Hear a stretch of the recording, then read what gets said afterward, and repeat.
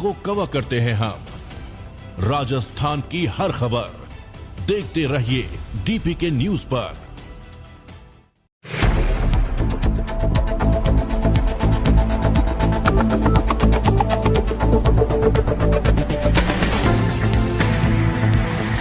नमस्कार, DPK news में आपका स्वागत है। मैं आपके साथ हर्ष चौधरी।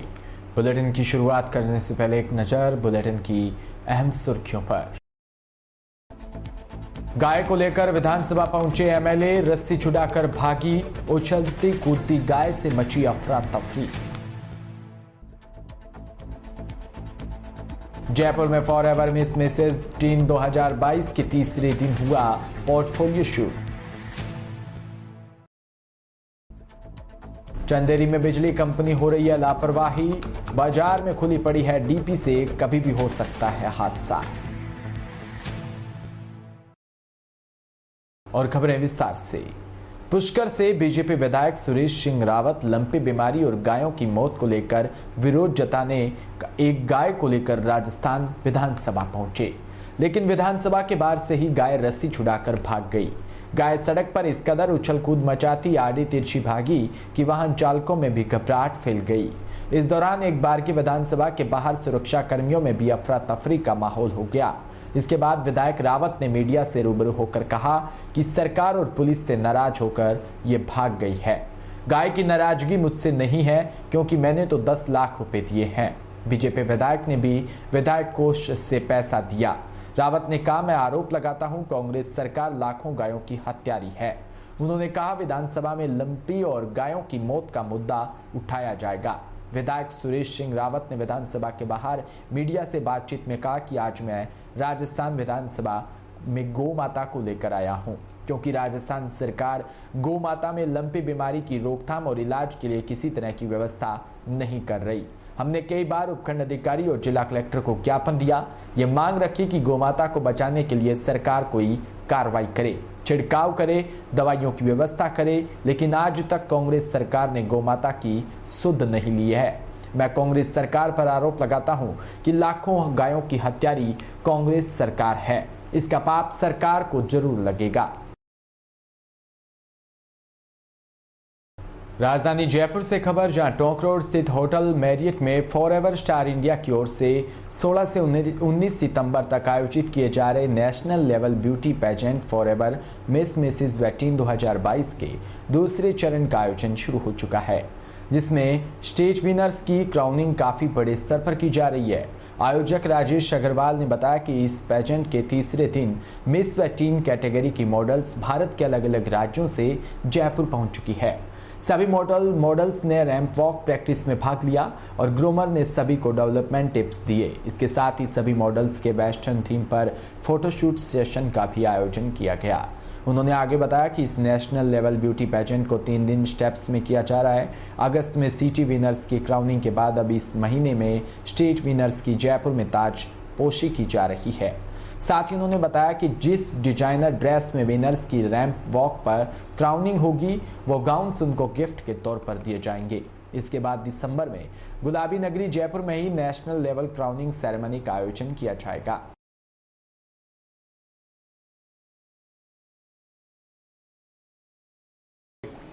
सर बताएं, आज की जो एक्टिविटी है, जो आज का दिन है, तीसरा दिन है इस पेजेंट का, तो क्या कुछ हुआ है आज, उसके बारे में थोड़ा बताएं। जो संकल्प एफसीआई की टीम ने पूरे हिंदुस्तान की खूबसूरती को पूरी दुनिया को दिखाने का लिया था, वो पूरा होने जा रहा है।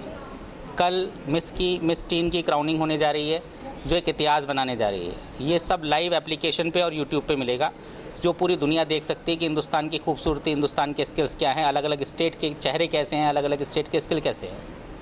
इसके बाद नेशनल्स की क्राउनिंग की प्लानिंग कर दी जाएगी, जो दिसंबर में होटल मैरियट में ही प्लान किया जा रहा है। Miss FCI and Mrs FCI भी साथ ही साथ इस साल चालू हो जाएगा, जिसका संकल्प है 139 कंट्रीज़ की ब्यूटी को एक साथ इकट्ठा करना। मिस और टीन कैटेगरी में 2 कैटेगरी में मॉडल्स यहाँ आज जयपुर आए हैं, अलग अलग स्टेट से जयपुर आ चुके हैं। एज ग्रुप है, क्या क्राइटेरिया है, थोड़ा उसके बारे में। उनका क्राइटेरिया है, मिस के अंदर अनमैरिड, 30 के अंदर उनकी सबकी एज है। मिस टीन का क्राइटेरिया है 18 के अंडर। सर कितने मॉडल्स टोटल इसमें टीन में और इसमें मिस में?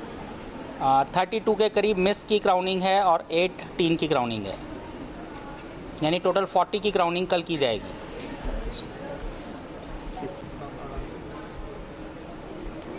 Yes role.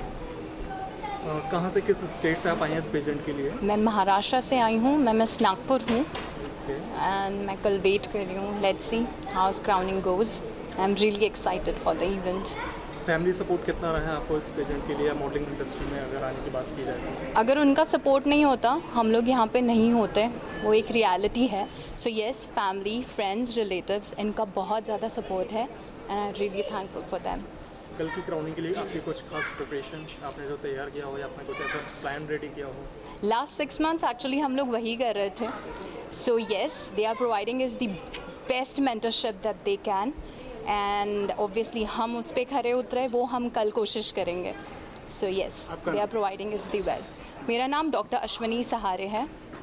Thank you so much. Dubey है, मैं मुंबई महाराष्ट्र से हूँ एंड मैं वहाँ से बिलोंग करती हूँ, so I am from there. कैसे लग रहा है आपको यहाँ? I am feeling pretty well, बहुत अच्छा फील हो रहा है to get the opportunity to work on such big platform and yes I came to know about the platform through social media and then I approach people and that is the reason I am here. Thank you. वो दे रहा है या आप update हैं, aware हैं उन चीज़ों से, थोड़ा उसके बारे में बताएं। जी हाँ, हम बहुत अच्छे से अवेयर हैं इसके बारे में। International, there is a possibility to go internationally और work in the Bollywood or for the music album where I'm very much keen into it and I'm having a very big vision from this platform, expecting a lot of things from this platform and hoping for the best. State level को आप अभी represent कर रहे हैं and hope so आगे जाने वाले time में नेशनल लेवल को भी रिप्रेजेंट करने वाले हैं, क्या कहना चाहेंगे? Definitely we belong from India and it's a great privilege for us to stand on this platform and talk for India and also define their cultural beauty and also about a lot of opportunity which we are coming in future. Thank you so much. किसकी वजह से, मतलब आपको जो जीती है crowning जो मिल रही है, खूबसूरती के हिसाब से मिली है या आपके टैलेंट के हिसाब से? नमस्कार, मैं सुस्मिता धुमाल और मैं महाराष्ट्र सातारा से आई हूँ।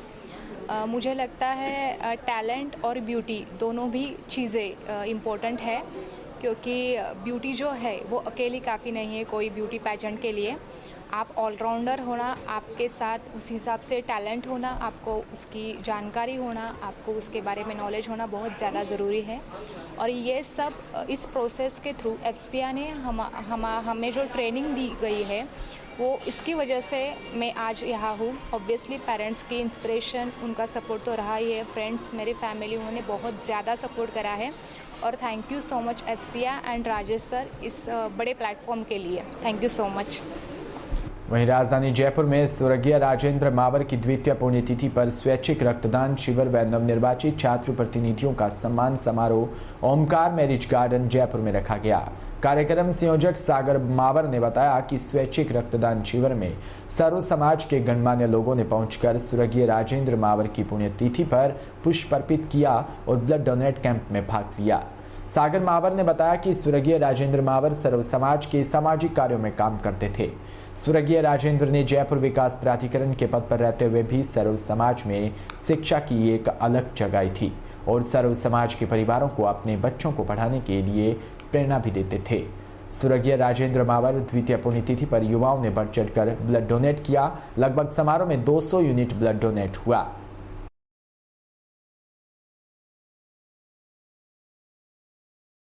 नमस्कार, मेरा नाम सागर मावर, पुत्र स्वर्गीय श्री राजेंद्र मावर जी।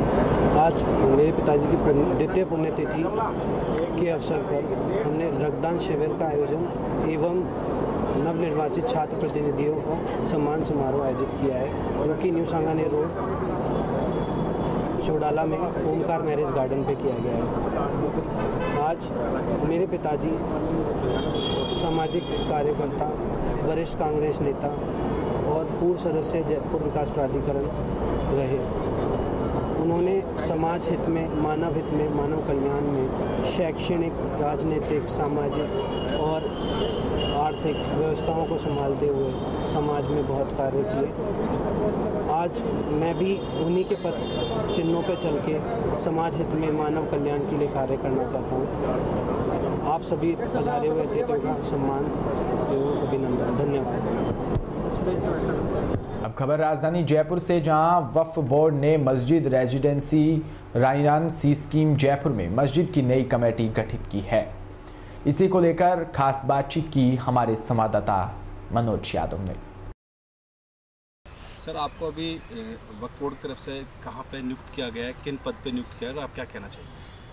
मैं मस्जिद रेजिडेंसी सी स्कीम रायन के अंदर नए कार्यकारिणी के अंदर सदर नियुक्त किया गया हूँ वक्फ बोर्ड की तरफ से। मैं खानो खां जी का आभार व्यक्त करता हूँ और उनको धन्यवाद देता हूँ। मैं अपनी तरफ से मस्जिद रायन के आसपास के सभी लोगों को ये मैसेज देना चाहता हूँ कि मैं किसी भी तरह का ज़मीन जायदाद से रिलेटेड कोई काम नहीं करता हूँ, और जो मस्जिद के अंदर मदरसा चल रहा है वो मदरसा जैसा चलता आया वैसे ही चलता रहेगा, और मदरसे को बंद करने का कोई ना वक्फ बोर्ड का ना हमारी तरफ से जो भी मैसेज दिया जा रहा है वो गलत दिया जा रहा है। मदरसा जैसा चलता है वैसा चलता रहेगा। मस्जिद में जो काम हो रहे हैं वो भी और बेहतर तरीके से करेंगे, मदरसे में भी जो काम हो रहे हैं वो भी बेहतर तरीके से करेंगे। जो मेरे साथ सेक्रेटरी साहब लिए हैं सईद भाई का भी बहुत अच्छा सहयोग रहेगा, और जो भी कार्यकारिणी के जितने भी मेंबर हैं वो सभी लोग इस मस्जिद को बहुत अच्छी तरीके से चलाएंगे और इस मस्जिद में डेवलपमेंट करेंगे। और जो मदरसे के अंदर शिक्षाएं दी जा रही है उसको जो नए तरीके से और टेक्निकल तरीके से वो दी जाएगी। और जो लोग बाग ये कह के संबोध कर रहे हैं कि साहब ये भूमाफिया है, लड़ाई झगड़े के प्रवृत्ति के लोग हैं, ऐसा कोई रिकॉर्ड हमारा नहीं है। हमारी साफ़ सुथरी छवि है, आप हमारे बारे में मालूम कर सकते हैं। और हम 150 साल से मस्जिद के सामने मस्जिद राजमहल पैलेस के अंदर हमारा मकान है। हम आज से नहीं, बचपन से इस मस्जिद से जुड़े हुए हैं, और मस्जिद में जितनी भी एक्टिविटी होती रही है वो सारे करते हुए आए हैं। हाफिज़ इब्राहिम साहब के टाइम से और उनके वालिद साहब इशाक साहब के टाइम से, तो हमारा ख़ानदान और हमारा परिवार इस मस्जिद से जुड़ा हुआ है। और मैं ये कहना चाहूँगा जो भी गलत तरीके से उड़ाया जा रहा है वो सब गलत बातें हैं। आपको किसी से मेरे से कोई शिकायत है तो मेरे नंबर लेके आप मेरे से बात करें, मैं उसका आपको जवाब दे सकता हूँ। रही बात सलीम साहब की, हम उनसे यही चाहेंगे कि साहब आप हमारे को अपना सहयोग दें, सहयोग दे के कि भाई मस्जिद को आप किस ढंग से चला रहे थे, हम उनका भी मशवरा लेंगे और सराहनीय होगा। वो अपना चार्ज दें और हमारे को अपना काम करने की अनुमति दें। हमको ये वक्फ बोर्ड से नियुक्त कर दिया गया है, हम हमारा चार्ज उनसे ले रहे हैं। हम यही चाहते हैं वहाँ के लोग सभी लोग शांति बनाए रखें और किसी भी तरह का माहौल ख़राब न करें। बस मैं अपने दिल से, तहे दिल से सबका शुक्रगुजार हूँ और सबको शुक्रिया अदा करता हूँ। आपका नाम और परिचय? मेरा नाम जाहिद खान है, मैं मस्जिद कमेटी के अंदर सदर हूँ। मैं सईद अहमद कुरैशी, सिस्किम निवासी। मेरी दुकान सिस्किम में, मकान मेरा सिस्किम में बगड़े उन पर 22 नंबर का। मेरे को यहाँ 40 साल हो गए रहते हुए, और 40 साल से मैं मस्जिद में एवरी टाइम सुबह शाम आता हूँ, और अच्छा व्यवहार, अच्छा तरीका हमारा रहने का है यहाँ। हम पूरे सिस्किम वालों से और पूरे मस्जिद कमेटी वालों से बहुत अच्छी तरह मेलजोल है हमारा, और हमसे उनको कोई शिकायत नहीं है। मुझे अभी वक्फ बोर्ड की तरफ से मस्जिद का सेक्रेटरी नियुक्त किया गया है, तो मैं चाहता हूँ कि हम भी इनके साथ मिलके और इस काम को आगे बढ़ाएं जो हमारे सदर साहब ने कहा है। और हमें ये सुनने में आया है कि साहब ये कहते हैं कि साहब हम मदरसा बंद कर देंगे, बच्चों को पढ़ने नहीं देंगे, तो हमने हमारी तरफ से ऐसी कोई वो नहीं है, और ना हमने कभी ऐसे बोला। हम तो चाहते हैं कि हमारी कौम आगे बढ़े और अच्छा से अच्छा काम करने की कोशिश करें, और इस मस्जिद में भी अच्छा नाम हो, और हमारे साथ हमारे और जो भाई बंदे इनका भी नाम रोशन हो, और पुरानी कमेटी भी का हमें सहयोग चाहिए, और उसी के साथ हम आगे बढ़ेंगे। और खानों अपने चेयरमैन साहब का हम बहुत बहुत शुक्रिया अदा करते हैं, जिन्होंने हमें इस काबिल समझा कि हमें ये मौका दिया उन्होंने। इसी के साथ में अपना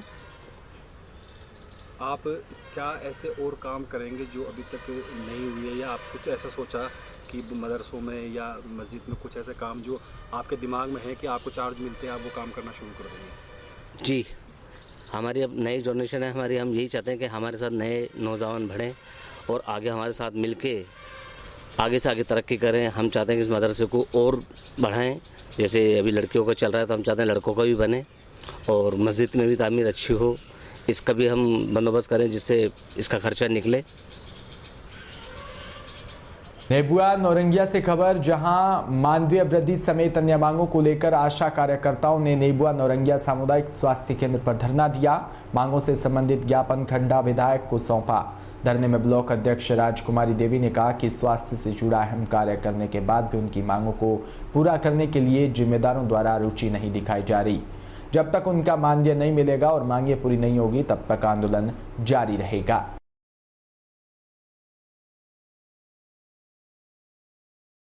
जो आशा कार्यकर्ताओं का धरना प्रदर्शन चल रहा है, इन लोगों की क्या मांगे हैं, इस पे क्या सुनवाई हो रही है? मांग ये है कि इनका कहना है कि पिछले 6-7 महीनों से इनका पेमेंट नहीं है। ये बात इनकी जायज़ है, लेकिन अप्रैल के पहले का जो बजट है वो कमिटेड बजट है, उसमें अभी बजट नहीं आया है। लेकिन अप्रैल के बाद का जो बजट है इनको जून तक का पेमेंट कर दिया गया है जी। अभी कुछ बजट है, जैसे कुछ मद में जिसमें अभी बजट ही नहीं है तो उसमें अभी नहीं दिया गया है, बाकी वो भी बजट जैसे ही आता जी। कहें क्या उस पर आप लोग धरना प्रदर्शन समाप्त करेंगे कि आगे भी चलाएंगे?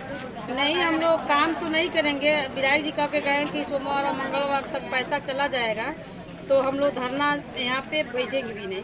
हम लोग घर चले जाएंगे और 2 दिन हम लोग सोमवार मंगलवार इंतजार करेंगे पैसे का। अगर नहीं आता है सोमवार मंगलवार में पैसा तो हम लोग बुधवार से पूरा धरने पर आ जाएंगे यहाँ पे। दूसरी बात जो ऐसे मांगिए, आपके बहुत आशा है 216 है ना, 30 लोगों का आप कही थी उस दिन पेपर में, क्या 30 लोगों के विषय में क्या सोच रही हैं?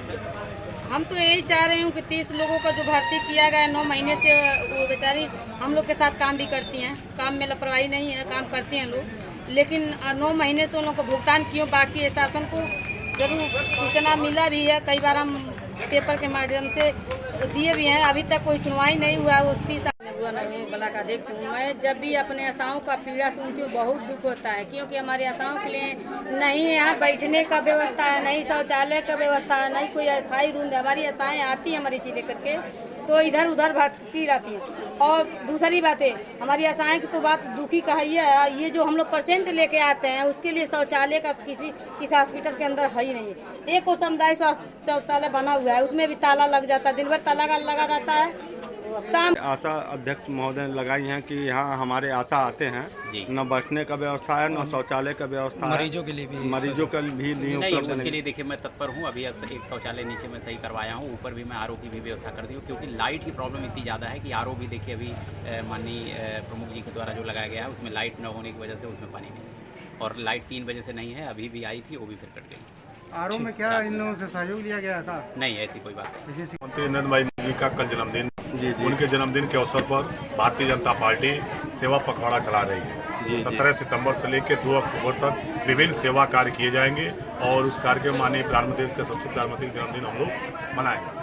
उसी के तहत आज CSC नेबुआ नौरंगिया कोटवा जो स्थित है, यहाँ पे स्वास्थ्य शिविर और पल्स पोलियो डोज का शुभारंभ करने के लिए मैं आया था। यहाँ आने पर जानकारी प्राप्त हुई है कि आज जानकारी प्राप्त हुई है इन लोग के माध्यम से कि आशा बहुओं को जो मानदेय मिलता है वो नहीं मिला है। सक्षम अधिकारियों से मेरी वार्ता हो गई है, मुझे अधिकारियों द्वारा और जो अधिकारियों से वार्ता क्रम में जो मुझे जानकारी प्राप्त हुई है, ये उनको निर्देश दिया गया है कि सोम मंगल के अंदर इन लोग को भुगतान जो इनका मानदेय इनको दे दिया जाए। मंगल बुध तक इनका वो मानदेय नहीं मिलेगा तो मैं शासन स्तर पर बात करके इनको मानदेय दिलवाने का।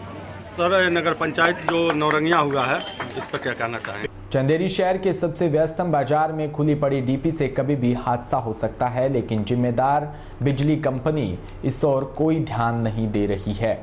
खुलेआम डीपी पड़ी हादसों को न्योता दे रही है। ज़्यादातर डीपी खुली पड़ी है, इनमें से कई ट्रांसफार्मर प्रमुख बाजारों में लगे हैं, कुछ ट्रांसफार्मर चौराहों के पास भी है। इन ट्रांसफार्मरों से लोगों को दूर रखने के लिए कोई इंतजाम नहीं किया। दरअसल शहर में कई जगह ऐसी है जहां डीपी खुली है, जहां हादसे होने की संभावनाएं ज्यादा रहती है। जोधपुर में कलयुगी बेटे द्वारा बाप की पिटाई का वीडियो सामने आया। वीडियो तेजी से वायरल हुआ और उसके बाद रातानाडा थाना पुलिस ने इस कलयुगी बेटे को पकड़ा। अजीत कॉलोनी इलाके की घटना है, जहां राजेंद्र कुमार एक सेवानिवृत्त कर्मचारी है और अपनी पेंशन से अपना घर चला रहे थे। उनका बेटा 36 साल उनके साथ मारपीट करता है और पूरी घटना का वीडियो पास में लगे CCTV में कैद हो गया। उसके बाद यहां से वायरल हो गया और शुरुआती पूछताछ में सामने आया कि छोटे मोटे घरेलू विवाद के बाद बेटा अपने पिता के साथ मारपीट करता था। झालावाड़ से खबर, जहां गोस्वामी समाज का छात्र संघ चुनाव में नवनियुक्त विजय प्रत्याशी व सहकारी समिति सदस्यों का भव्य स्वागत सम्मान समारोह संपन्न हुआ। अखिल भारतीय गोस्वामी सभा जिला झालावाड़ की बैठक निष्कलंक महादेव मंदिर परिसर में मुख्य अतिथि राष्ट्रीय सचिव विष्णुपुरी सुल्तानपुर व बैठक झालावाड़ जिला अध्यक्ष रामेश्वर गोस्वामी मायाखेड़ी की अध्यक्षता में संपन्न हुई। बैठक में नवनियुक्त छात्र संघ चुनाव में विजय हुए प्रत्याशी खानपुर कॉलेज से अध्यक्ष आदित्य गोस्वामी, पिडावा कॉलेज में महासचिव कन्हैयालाल, अंता कॉलेज से संयुक्त सचिव आहाना गोस्वामी व सहकारी चुनाव में निर्विरोध विजय पिडावा से आनंदपुरी व चीतापुर से श्रीराम गोस्वामी आदि का स्वागत किया गया। अखिल भारतीय गोस्वामी सभा के तत्वाधान में हाल ही में छात्र संघ चुनाव में विजय हुए प्रत्याशियों एवं सहकारी समिति में निर्विरोध विजयी हुए सदस्यों का नकलन महादेव मंदिर परिसर में गोस्वामी समाज द्वारा भव्य स्वागत किया गया। साथ ही जिला कार्यकारिणी का विस्तार किया गया। मकराना में रेलवे स्टेशन पर प्लस पोलियो की रविवार को दवा पिलाई गई। नर्सिंग सुपरवाइजर मुकेश कुमार व स्टूडेंट उर्मिला ढाका और कृष्णा बिश्नोई निरुपमना ने मकराना रेलवे स्टेशन पर 8 बजे से शाम 5 बजे तक पूरे रेलवे स्टेशन पर यज्ञ घूम कर 5 साल के छोटे व 5 साल तक के बच्चों को प्लस पोलियो की दवा पिलाई। इसी के साथ बुलेटिन में इतना ही। नमस्कार।